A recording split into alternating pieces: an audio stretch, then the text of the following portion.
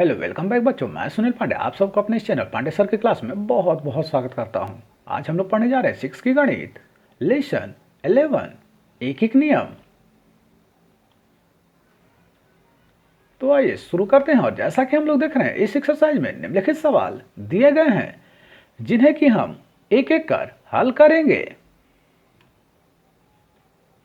तो पहला नंबर सवाल है, यदि 8 किलोग्राम चीनी का मूल्य 240 रुपये है तो 12 किलोग्राम चीनी का मूल्य ज्ञात कीजिए। तो हम यहां लिखेंगे कि 8 किलोग्राम चीनी का मूल्य बराबर 240 रुपये। यहां हम स्टेटमेंट लिखते वक्त यह ध्यान रखेंगे कि दो तरह की यहां मात्रा दी हुई है, वह एक है किलोग्राम और दूसरा है रुपया। तो जो मात्रा दो बार दिया हुआ है उसे हम बाईं ओर रखेंगे, और जिस मात्रा को एक बार दिया गया है और दूसरा हमें निकालना है उसे हम दाहिनी ओर रखेंगे। जैसा कि यहां हम देख रहे हैं, किलोग्राम दो जगह पर है, 8 किलोग्राम और 12 किलोग्राम। तो हमने इस मात्रा को बाईं तरफ रखा है, और दूसरी जो मात्रा है वह है 240 रुपए की। तो रुपए वाली मात्रा हमें एक ही जगह मिला है और दूसरा इसका हमें निकालना है, इसे हमने दूसरी तरफ रखा है, दाईं तरफ। अब आते हैं हम अपने वाक्य पर। लिखे हैं कि 8 किलोग्राम चीनी का मूल्य 240 रुपये है, तो 1 किलोग्राम चीनी का मूल्य क्या होगा। तो जैसा कि हम जानते हैं 8 किलोग्राम चीनी का मूल्य 240 है, तो 1 किलोग्राम चीनी का मूल्य कम होगा।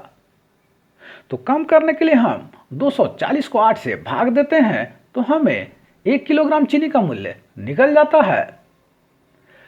जब हमें 1 किलोग्राम चीनी का मूल्य निकल गया, तब हम 12 किलोग्राम चीनी का मूल्य निकालेंगे। तो अब हम जैसा कि देख रहे हैं कि अब हमारी मात्रा 1 किलोग्राम से बढ़कर 12 किलोग्राम हो गई, और इसके लिए अब हमें ज़्यादा रुपए देने पड़ेंगे। तो हम यहाँ पर 12 से गुना कर देते हैं उस रुपए में जो 1 किलोग्राम के लिए हमने निकाला था। अब ऊपर नीचे अगर समान संख्या से कट रहा है तो हम उसे काट देते हैं, और इस प्रकार जो अंक बचते हैं उन्हें हम गुना कर देते हैं। इस प्रकार जो हमें अंक मिला वह है 360। तो यहां 12 किलोग्राम चीनी का मूल्य हुआ 360 रुपया।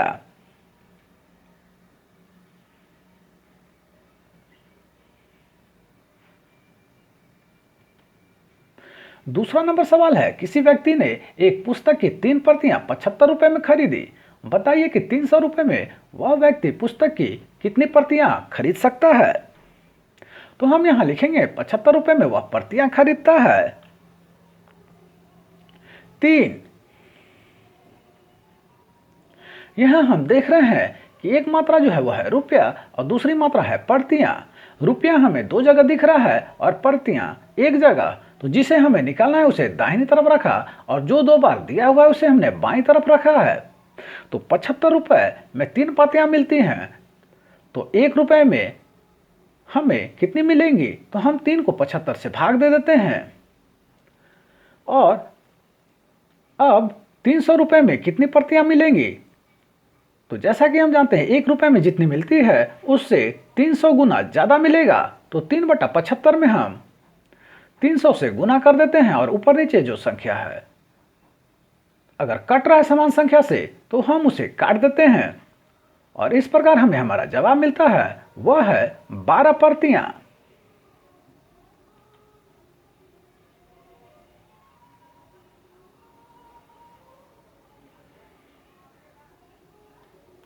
तीसरे नंबर का सवाल है, यदि 3 दर्जन केले का मूल्य 45 रुपए है तो बताइए कि 22.50 रुपए में कितने केले खरीदे जा सकते हैं। तो जैसा कि यहां हम मात्रा देख रहे हैं, यहां पर दो तरह का, एक है दर्जन और दूसरा है रुपए। रुपए वाले संख्या 2 दिए हुए हैं, जबकि दर्जन वाले मात्रा का 1 दिया हुआ है और दूसरा हमें निकालना है। तो वाक्य अथवा सेंटेंस लिखते वक्त हम ध्यान रखते हैं कि जिसे हमें निकालना है उसे हम दाईं तरफ लिखते हैं, और जो दो बार संख्या दिया हुआ है मात्रा का उसे हम बाईं तरफ रखते हैं।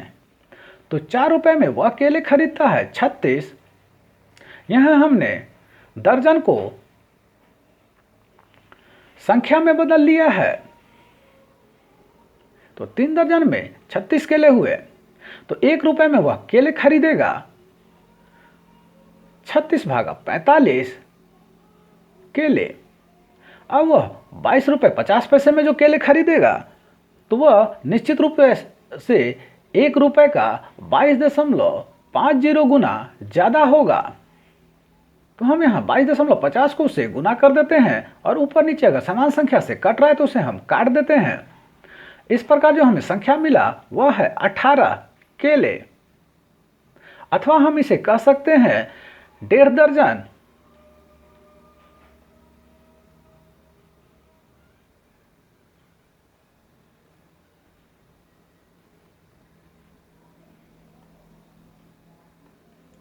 चौथा नंबर सवाल है, यदि एक छात्रावास में प्रति 8 बच्चों के लिए चावल की खपत 4 किलोग्राम है तो 30 बच्चों के लिए चावल की कितनी खपत होगी। तो हम यहां लिखेंगे 8 बच्चों के लिए चावल की खपत बराबर 4 किलोग्राम।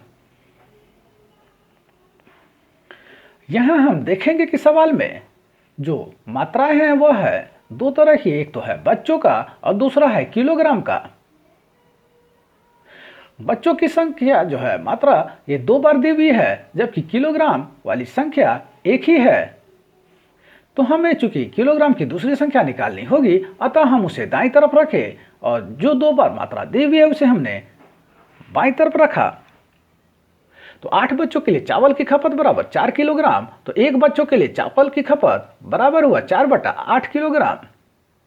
अब हमें 30 बच्चों के लिए निकालना है, तो निश्चित रूप से यह एक बच्चों से 30 गुना ज़्यादा होगा, तो 4/8 गुना 30 लिखेंगे और ऊपर नीचे अगर समान संख्या से कट रहा है तो हम उसे काट देते हैं। इस प्रकार जो हमें संख्या मिला हुआ है 15। तो 15 किलोग्राम चावल की खपत होगी।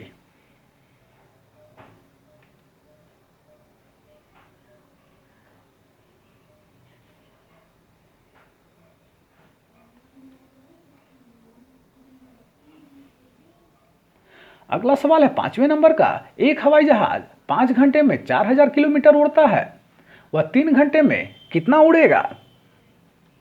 यहां हम लिखेंगे 5 घंटे में हवाई जहाज उड़ता है बराबर 4000 किलोमीटर। यहां भी इस सवाल में हम देख रहे हैं कि 2 तरह की मात्रा दी गई है, एक घंटे में और दूसरा किलोमीटर में। घंटे वाली जो संख्या है वह 2 जगह दी हुई है, जबकि किलोमीटर वाली संख्या एक ही जगह दी हुई है, मतलब दूसरे किलोमीटर की संख्या हमें निकालनी है, तो उसे हमने दाईं तरफ रखा है और जो 2 बार दी हुई है उसे हमने बाईं तरफ रखा है। तो 5 घंटे में हवाई जहाज उड़ता है वह 4000 किलोमीटर, तो 1 घंटे में वह उड़ेगा निश्चित रूप से 4000 को 5 से हम भाग दे देंगे उतना किलोमीटर, और तब हम निकालेंगे 3 घंटे में हवाई जहाज उड़ता है, तो 1 घंटे से वह निश्चित रूप से 3 गुना ज़्यादा उड़ेगा। तो हम 4000/5 में 3 से गुना करते हैं और ऊपर नीचे समान संख्या जो है से अगर कट रहे हैं अंक तो हम उसे काट देते हैं, और इस प्रकार जो संख्या हमें मिला वह है 2400 किलोमीटर। तो वह 3 घंटे में 2400 किलोमीटर उड़ेगा।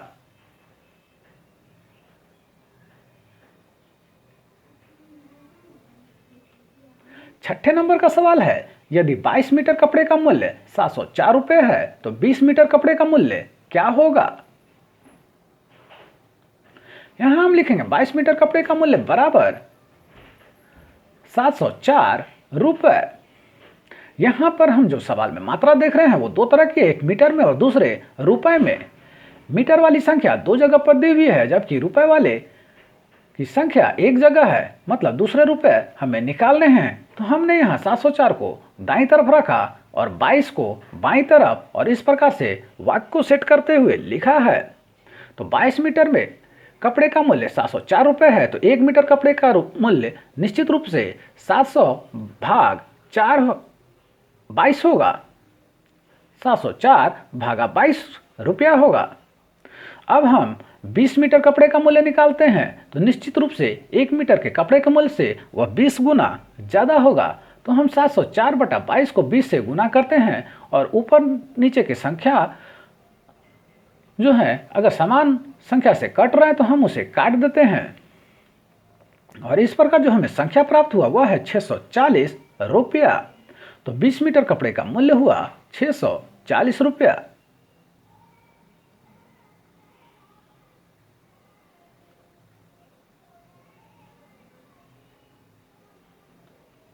सातवां नंबर का सवाल है, एक कार 3 घंटे में 165 किलोमीटर चलती है तो वह कार पहला नंबर 440 किलोमीटर की दूरी कितने समय में तय करेगी। तो यहां हम देखें तो दो तरह की मात्रा है, एक घंटे में और दूसरा किलोमीटर में। किलोमीटर वाली जो मात्रा की संख्या है वह दो जगह दी हुई है, जबकि घंटे वाली मात्रा की संख्या एक जगह है, मतलब दूसरा घंटा हमें निकालना होगा। तो हम जब पहला सेंटेंस अथवा वाक्य लिखते हैं तो इस प्रकार से सेट करते हैं कि जो संख्या हमें निकालनी है उसे दाईं तरफ रखेंगे और जो 2 बार दी हुई है उसे हम बाईं ओर रखते हैं। तो 165 किलोमीटर की दूरी तय करता है वह कार बराबर 3 घंटे में, तो वह 1 किलोमीटर की दूरी तय करेगा 3/165 घंटे में।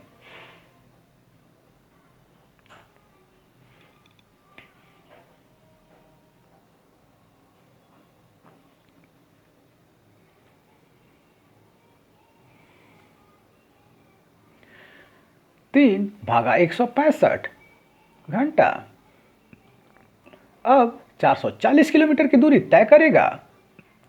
तो 1 किलोमीटर की दूरी तय करने में जो समय लगा उसमें हमें 440 से गुना करना पड़ेगा।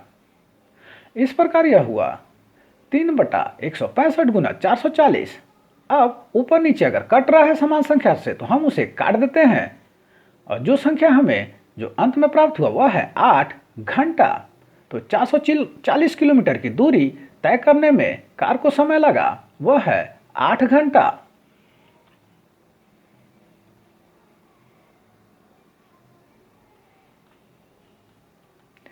दूसरे नंबर में है 6.5 घंटे में कितनी दूरी तय करेगा वह कार। तो हम इसे लिखते हैं 3 घंटे में दूरी तय करते हैं 165 किलोमीटर। यहां जो हम देख रहे हैं मात्रा वह 2 है घंटे और किलोमीटर की। घंटे वाली संख्या 2 जगह है जबकि किलोमीटर वाली संख्या एक जगह है। तो जिसे हमें निकालना है उसे हमने दाहिनी तरफ रखा है और जो 2 बार दी हुई है उसे हमने बाईं तरफ रखा है और उसी से मिलता हुआ वाक्य हम लिखते हैं। तो 3 घंटे में दूरी तय करता है बराबर 165 किलोमीटर। तो वह 1 घंटे में दूरी तय करेगा 165/3 किलोमीटर। अब वह 6.5 घंटे में दूरी तय करेगा बराबर 165/3 गुना 6.5।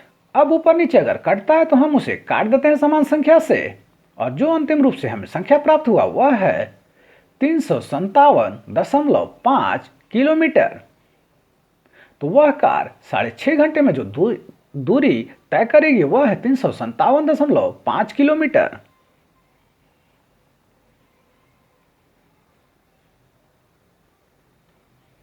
आठवें नंबर का सवाल है, एक महिला की 15 महीने की बचत 18,000 रुपए है तो ए नंबर में उसकी 7 महीने की बचत क्या होगी।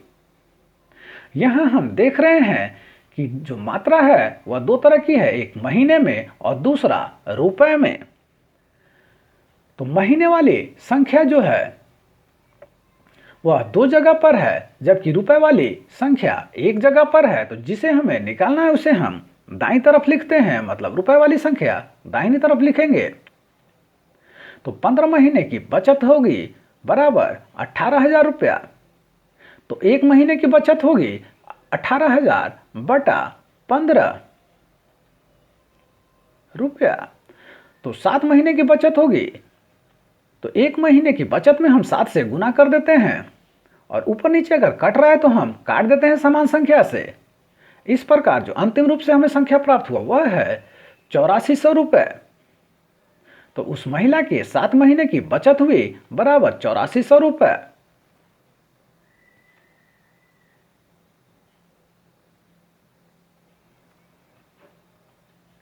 बी नंबर में है कितने महीने में उसकी बचत 30,000 रुपये होगी। यहां हम देख रहे हैं महीने की संख्या जो है वह निकालनी है, जबकि रुपए वाली संख्या दो जगह दी हुई है, तो हम इसे लिखेंगे 18,000 रुपये बचाती है वह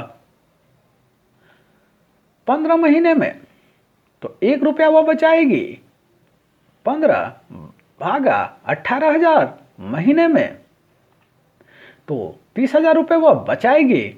तो 15 भागा 18,000 और गुना 30,000। ऊपर नीचे अगर समान संख्या से कट रहा है तो हम उसे काट देते हैं, और इस प्रकार अंतिम रूप से जो संख्या हमें मिली वह है 25।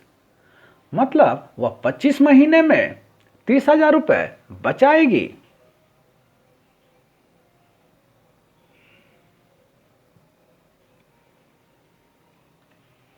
9वां नंबर सवाल है, रेशमा 4 महीने का मकान किराया 5600 रुपये देती है। यदि वर्ष भर किराया समान रहे तो उसे पूरे वर्ष का किराया कितना देना होगा।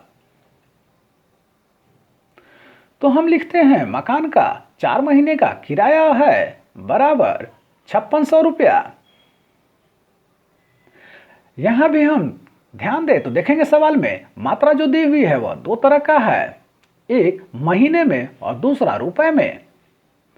महीने वाली मात्रा की संख्या दो जगह दी हुई है, जबकि रुपए वाली मात्रा की संख्या एक जगह है।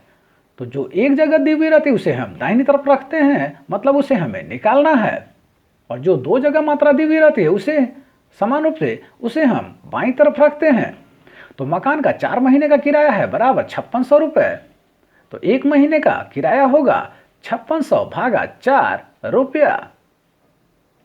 अब एक महीने का जब हमें किराया मिल गया तो 12 महीने का किराया होगा, 12 से हम उसमें गुना कर देंगे, और ऊपर नीचे अगर समान संख्या से कट रहा है तो हम उसे काट देते हैं, और अंतिम रूप से जो संख्या हमें मिला वह है 16,800 रुपया।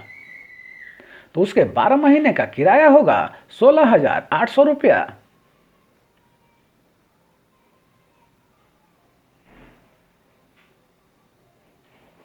दसवां नंबर सवाल है, पिछले 30 दिन में तापमान 15 डिग्री सेल्सियस बढ़ा। यदि तापमान की बढ़ोतरी इसी गति से जारी रहे तो अगले 10 दिन में तापमान कितना डिग्री और बढ़ेगा। तो हम लिखेंगे यहां पिछले 30 दिन में तापमान बढ़ा बराबर 15 डिग्री। तो एक दिन में तापमान बढ़ रहा है बराबर 15/30 डिग्री। अब हमें निकालना है अगले 10 दिन का, तो हम एक दिन के तापमान में 10 से गुना कर देंगे। अब ऊपर नीचे जो कट रहा है तो हम उसे काट देते हैं समान संख्या से। जो अंतिम रूप से हमें संख्या मिला वह है 5 डिग्री। तो अगले 10 दिन में जो तापमान बढ़ेगा वह है 5 डिग्री।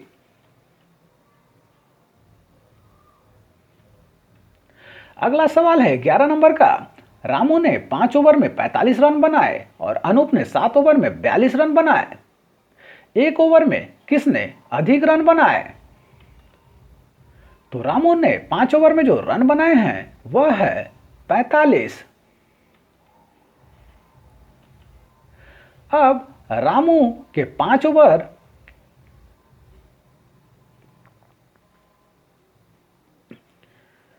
कि नहीं बल्कि एक ओवर के उसके हम रन निकाल लेते हैं।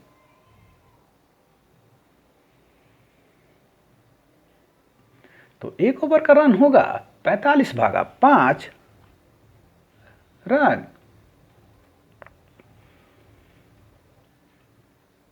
बराबर हुए 9 रन। अब अनूप ने 7 ओवर में जो रन बनाए वह है 42। तो उसके एक ओवर का रन होगा 42/7 बराबर हुए।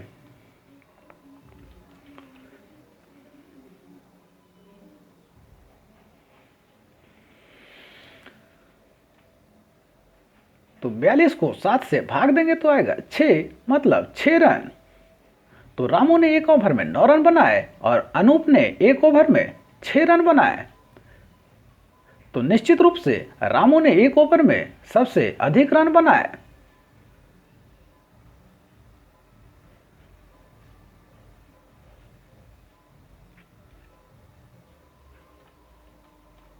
तो आप सबको हमारा प्रयास कैसा लगा हमें जरूर कमेंट कर बताएं। हमारे इस चैनल पांडे सर की क्लास को जो सब्सक्राइब करें और बेल बटन को दबाएं ताकि आने वाले वीडियो का नोटिफिकेशन आपको मिलता रहे। दूसरों के साथ इसे शेयर करें और हाँ, लाइक करना तो बिल्कुल ना भूलें। आपका लाइक करना हमारी मेहनत का फल है। धन्यवाद, थैंक यू।